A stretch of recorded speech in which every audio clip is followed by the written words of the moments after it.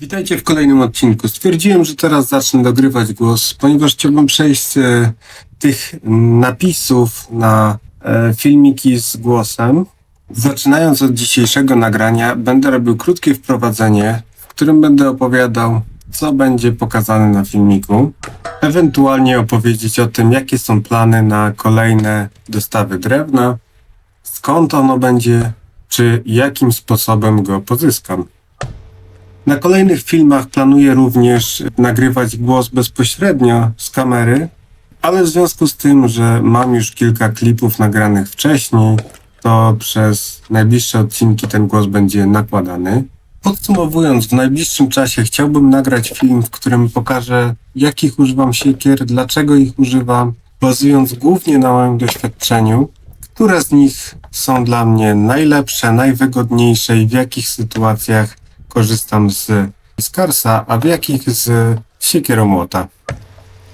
Korzystając z okazji, chciałbym zachęcić wszystkich do pozostawienia komentarza, ewentualnie sugestii, co miałoby się pokazać w kolejnych odcinkach, a ponieważ rąbanie to moje hobby i mimo wszystko ulubionym drewnem jest brzoza, to jestem otwarty na propozycje, jakie inne rodzaje drewna chcielibyście zobaczyć w kolejnych odcinkach. A teraz zapraszam Was do obejrzenia moich zmagań z brzozą.